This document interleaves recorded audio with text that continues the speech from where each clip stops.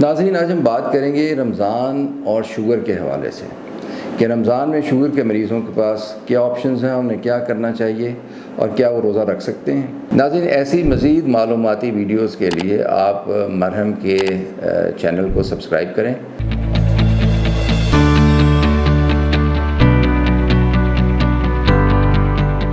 السلام علیکم ناظرین، میرا نام ڈاکٹر عاصم اللہ بخش ہے اور میں اسپیشلسٹ فیملی فزیشین ہوں۔ آج ہم بات کریں گے کہ رمضان کا اور شوگر کا یعنی شوگر کے مرض کا آپس میں کیا تعلق ہے اور کیا شوگر کے مریض روزہ رکھ سکتے ہیں، انہیں کس چیزوں میں احتیاط کی ضرورت ہے۔ ناظرین، شوگر دو قسم کی ہوتی ہے، ایک انسولین ڈیپینڈنٹ، اس میں یہ ہوتا ہے کہ مریض کو اپنی شوگر کو کنٹرول کرنے کے لیے شکر کی مقدار خون میں کم رکھنے کے لیے انسولین کا استعمال کرنا پڑتا ہے۔ اس کی مختلف طریقے ہیں، صبح دوپہر شام لیتا ہے انسولین، رات کے وقت لیتا ہے، یا کیا اس کے ڈاکٹر صاحب نے ان کو جو ہے وہ ریکمینڈ کیا ہے، اس حساب سے وہ صرف انسولین سے اپنی شوگر کنٹرول کرتا ہے۔ جو انسولین ڈیپینڈنٹ مریض ہوتے ہیں ان کے لیے روزہ رکھنا ذرا مشکل ہوتا ہے۔ اس کی وجہ یہ ہوتی ہے کہ انسولین کی وجہ سے شوگر کی ایک دم مقدار خون میں کم ہو سکتی ہے۔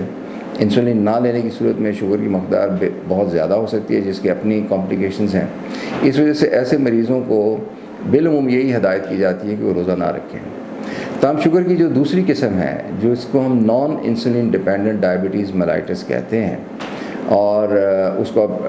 ڈائبٹیز میلائٹس ٹائپ 2 بھی کہا جاتا ہے، اس میں یہ ہوتا ہے کہ آپ انسولین پہ ڈیپینڈنٹ نہیں ہوتے، بلکہ آپ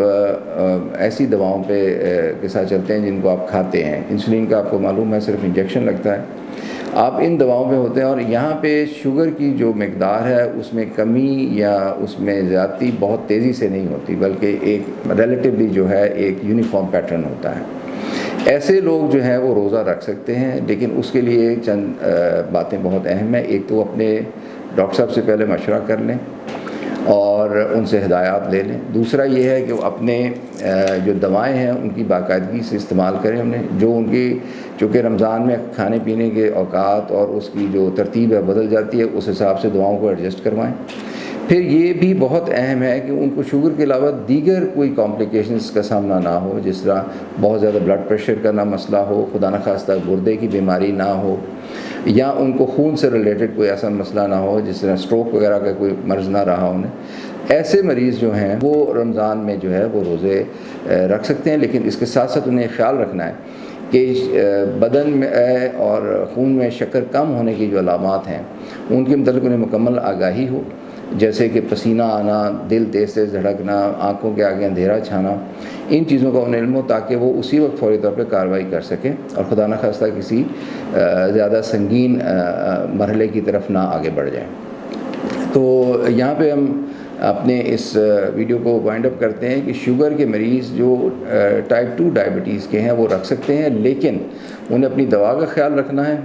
انہیں اپنے ڈاکٹر سے رابطے میں رہنا ہے، اور انہیں ان علامات کے متعلق محتاط رہنا ہے جو شوگر کم ہونے کی صورت میں پیدا ہو سکتی ہیں۔ ناظرین، اگر آپ مجھ سے آن لائن یا میرے کلینک میں کنسلٹیشن چاہتے ہیں